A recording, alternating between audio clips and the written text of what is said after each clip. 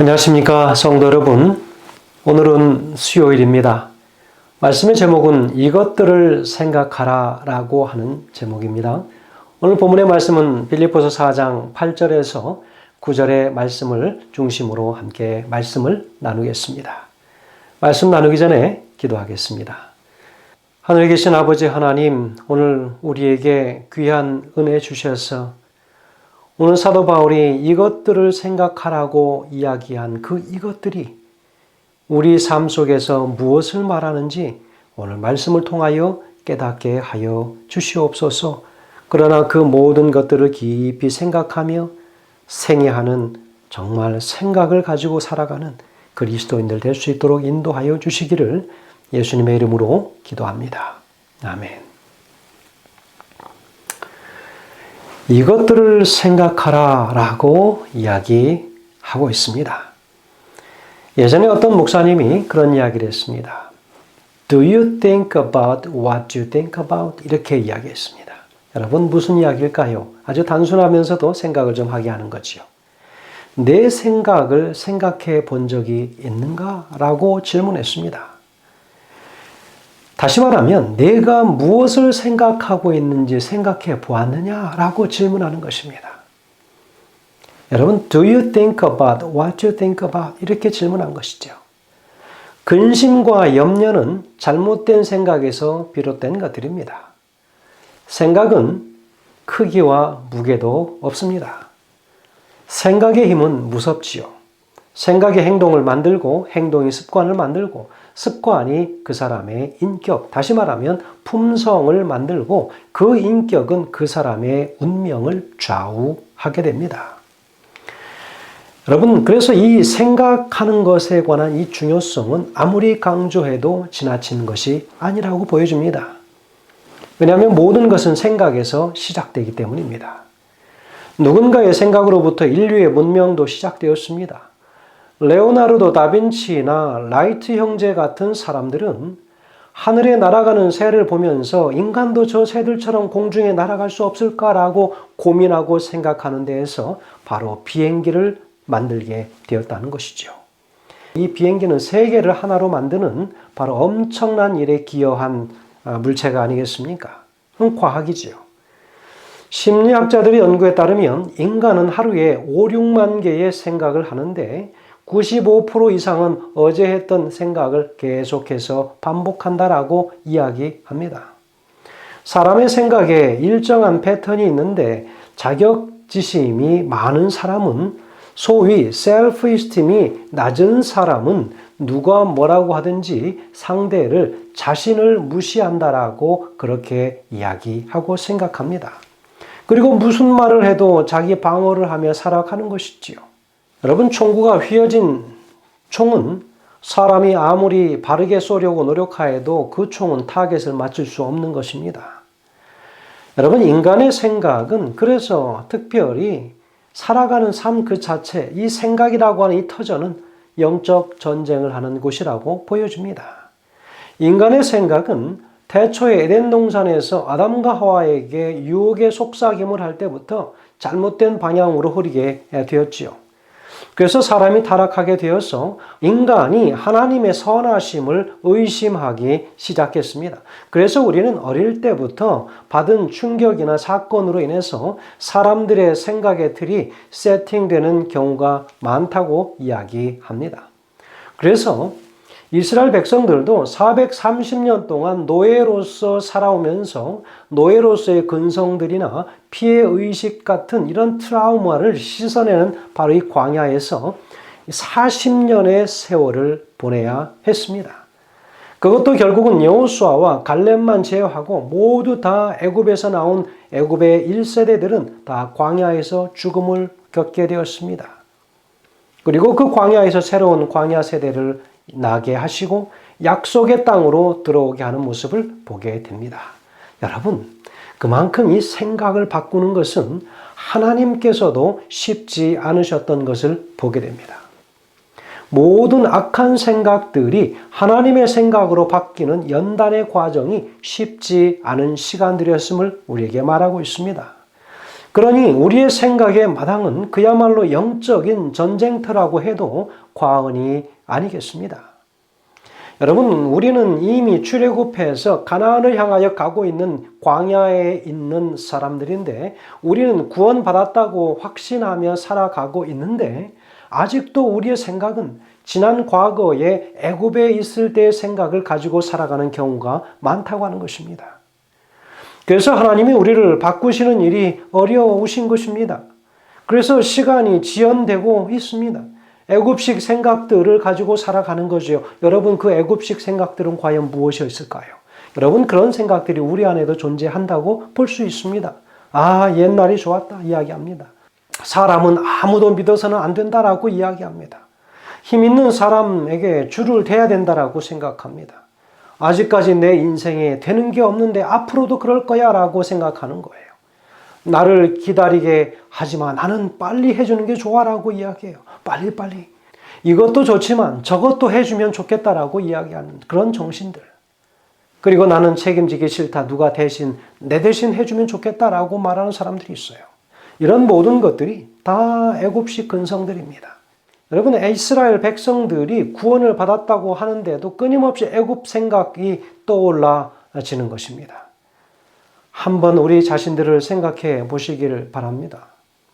위에 언급되어진 패턴들이 계속 나를 지금까지 이끌어온 것을 여러분 알게 될 것입니다. 배신의 아픔을 많이 가지고 있는 사람들은 사람을 절대로 믿어서는 안 된다라고 이야기합니다. 그러니 주변에 친구가 없을 수밖에 없습니다. 기억하시기 바랍니다. 생각이 바뀌지 않으면 인생이 바뀌지 않습니다. 사단이 우리들을 억누르기 위해서 우리의 생각을 장악하고 있습니다. 그래서 하나님께서 성령을 통해서 주시는 생각으로 바꾸기 위해서는 의지적인 결단들이 필요하다는 것입니다.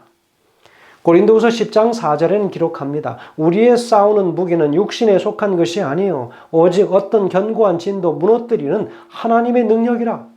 모든 이론을 무너뜨리며 라고 이야기합니다. 여러분 5절은요. 하나님 아는 것을 대적하여 높아진 것을 다 무너뜨리고 모든 생각을 사로잡아 그리스도에게 복종하게 하니 라고 이야기했습니다. 내게 들어와 있는 모든 생각들과 매체들을 통해서 들은 것들을 다 예수님 앞에 가지고 가서 아뢰고 우리의 생각을 깨끗하게 정리하는 것입니다. 그래야 하나님이 기뻐하시는 생각이 되는 것이죠. 달력만 바꾼다고 새해가 되는 것은 아닙니다. 우리의 생각을 바꾸어야 새롭게 살아가는 해가 될 수 있는 것입니다. 여러분, 그리스도인은 무엇을 생각해야 되겠습니까? 빌립보서 4장 8절에 이야기합니다. 끝으로 형제들아 무엇에든지 참되며 무엇에든지 경건하며 무엇에든지 오르며 무엇에든지 정결하며 무엇에든지 사랑받을 만하며 무엇에든지 칭찬받을 만하며 무슨 덕이 있든지 무슨 기림이 있든지 이것들을 생각하라 이야기했습니다. 여러분, 신약 성경에 이것들을 생각하라 라고 하는 말이 40번 나오는데 바울이 기록한 목회서신에 34번이나 말하고 있다는 거죠. 바울은 그리스도인이 자기의 생각을 잘 관리하는 일이 얼마나 중요한지를 잘 알고 있었던 것으로 보여집니다. 여기에서의 생각하라고 하는 이 말은 헬라어로 로기조마이라고 하는 이 단어로 사용되었는데 바로 그 뜻은 신중하게 생각하고 숙고하라라고 하는 그런 의미를 가지고 있습니다. 그리스도께 사로잡힌 생각에 관련해서 이 단어들이 사용되어졌습니다. 그리고 바울은 그리스도께 사로잡힌 생각에서 생각의 갱신이 요구된다라고 이야기하고 있습니다. 그리스도께 사로잡힌 생각에서 생각이 바뀌어진다. 바른 믿음의 판단을 갖도록 바로 그리스도가 우리 삶에 필요하다고 하는 사실을 이야기하고 있습니다. 바울이 말한 바로 이것들을 생각하라라고 하는 것들, 바로 그것들이 이것들입니다. 남의 말만 듣고 흥분하거나 성급하게 판단하지 말고 눈에 보이는 것만으로 쉽게 판단하지 말라는 거예요. 무엇인가를 말하고 행동하기까지 깊이 생각하고 심사숙고해서 말하라고 하는 것입니다. 무엇이든지 참되며 라고 말했습니다. 여러분, 거짓말이 아닌 것들을 생각하라고 이야기하는 것입니다. 무엇에든지 경건하며 라고 한 것입니다. 뭐 하나님 앞에서가 아니라 인간 관계에서 존경받는 인품을 소유하라고 말하고 있습니다. 그것이 바로 여기에서 말하는 경건하며라고 하는 것입니다. 이것은 하나님께 관계된 것이 아니라 인간에게 관계된 단어입니다. 무엇이든지 오르며라고 했습니다. 하나님으로부터 인정받지만 사람에게도 인정받으라고 하는 것을 말합니다. 무엇이든지 정결하며, 이것은 도덕적인 순결함을 말합니다. 무엇이든지 사랑받을 만하며 라고 이야기했지요. 이것은 사람들을 기쁘게 하고 생명을 살리는 말을 하라고 하는 것입니다. 무엇이든지 칭찬받을 만하며 라고 이야기합니다. 사람들이 존경해 줄 만한 가치를 말하는 것입니다. 무슨 덕이 있든지 무슨 기름이 있든지 라고 이야기하죠. 사람들로부터 존경을 받을 만한 도덕적인 깨끗함을 지니고 살으라고 이야기하는 것입니다. 여러분이 8가지를 다 정리해 보면 하나님을 기초로 한 인간관계를 말하고 있습니다. 바울은 빌립보서를 마무리하면서 특별히 인간관계에 대해서 깊이 생각하라고 이야기하고 있습니다. 빌립보 교회가 성령 안에서 성장하고 있던 교회가 둘로 분열해서 싸우고 있는 것을 들은 바울은 이렇게 강조하고 있습니다. 교회를 향한 지나친 열정이 교회의 화합을 깨치고 있다고 하는 것을 말합니다. 지나친 주인의식입니다. 교회의 주인은 하나님이신데 교회의 주인이 마치 자신으로 둔갑시켜진 것처럼 생각하는 거예요. 우리는 신앙하면서 하나님과의 수직적인 관계만 중요하게 생각했지만 바울은 너희가 진정한 그리스도인이라면 너희 형제를 함부로 대해서는 안 된다라고 말하고 있습니다. 그런데 이마저도 생각이 바뀌지 않으면 안 된다고 하는 것을 말하고 있습니다. 여러분, 위에 언급되어진 8가지 패턴을 3가지로 정리하면 이렇습니다. 첫 번째는 진실한 생각을 해야 한다라고 이야기합니다. 무슨 말이 제일 먼저 나오는 말인가? 여러분, 중요합니다. 제일 먼저 언급한 것이 무엇이든지 참되며라고 말하지 않습니까? 거짓되지 말라고 하는 것이지요. 가짜 뉴스나 딥페이크 조심하라고 하는 거예요. 그리스도인들이 정직하라고 하는 것입니다. 소셜미디어들이 발달할 때마다 좋아진 것이 아니라 세상은 가짜 뉴스로 더 많이 접하게 되는 세상을 살고 있다는 거죠. 그리스도인들 거짓말 잘합니다. 여러분, 보험 사기비, 바로 이 보험료가 왜 자꾸 올라가고 비싸지고 있을까요? 바로 그것은 보험 사기가 늘어나기 때문에 비용이 발생하는 것입니다. 모든 거짓의 아비는 마귀라고 성경에서는 말하고 있습니다. 요한복음 8장 44절에는 너희는 너희 아비 마귀에게서 났으니 너희 아비의 욕심대로 너희도 행하고자 하느냐. 그는 처음부터 살인한 자요 진리가 그 속에 없으므로 진리에 서지 못하고 거짓을 말할 때마다 제 것으로 말하나니 이는 그가 거짓말장이요 거짓의 아비가 되었다라고 이야기합니다. 세상이 거짓으로 가득한 것은 분명히 원인이 있습니다. 이 모든 흙탕물의 근원이 누구일까요? 바로 마귀라고 하는 것이에요. 사단입니다. 사단이 만들어 놓은 거짓 때문에 서로가 서로를 믿지 못하는 세상을 살고 있지 않습니까? 에베소 4장 25절에는 이야기합니다. 그런즉 거짓을 버리고 각각 그 이웃과 더불어 참된 것을 말하라. 이는 우리가 서로 지체가 됨이라 라고 이야기하고 있습니다. 교회는 서로가 한 몸이기 때문에 서로 정직해야 한다라고 말하고 있습니다. 요한복음 14장 17절에는요.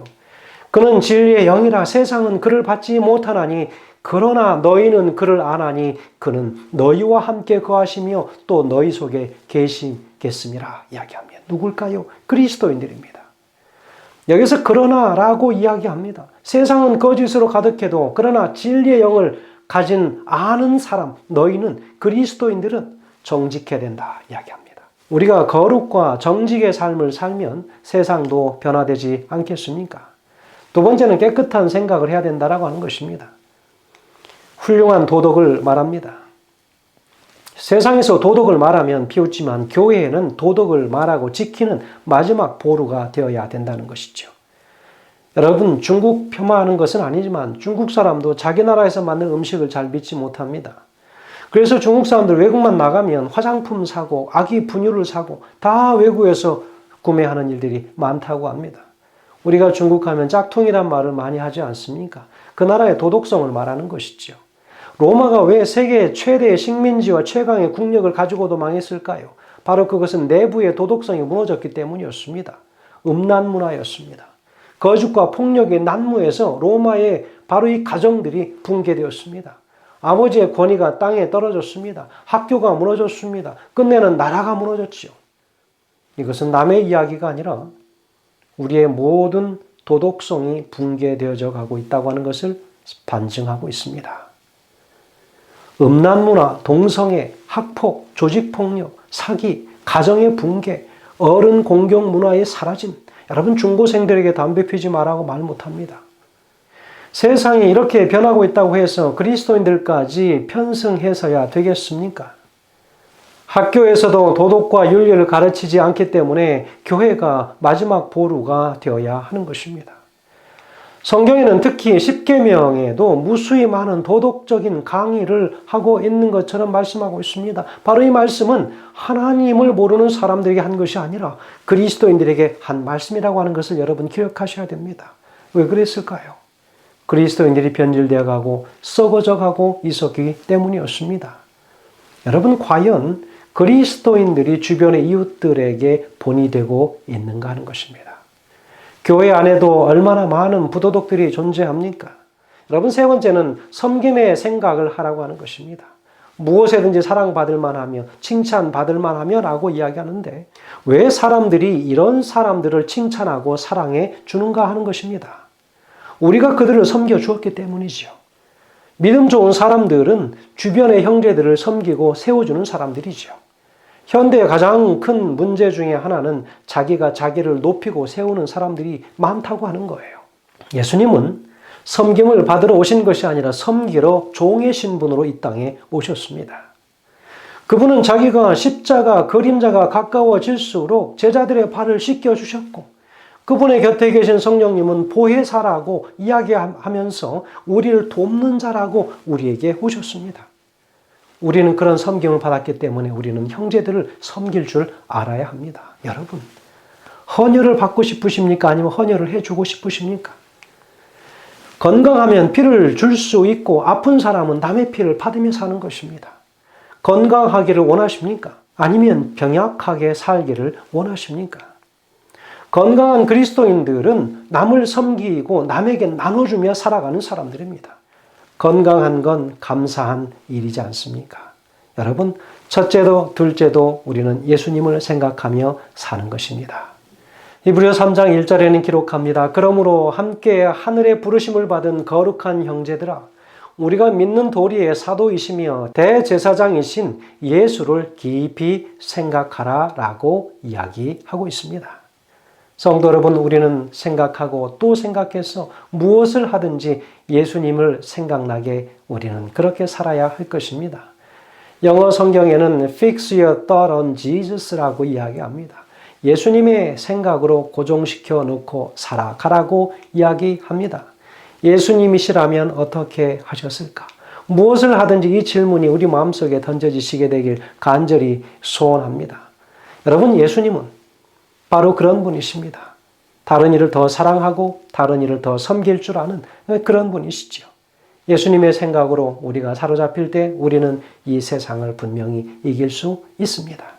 영감의 글에는 이렇게 이야기하고 있습니다. 그리스도의 말씀을 받고 전적으로 예수의 보호하심에 영혼을 맡기고 또 그의 명령하심에 생애를 맡기는 자들은 평강과 평온함을 얻을 것이다.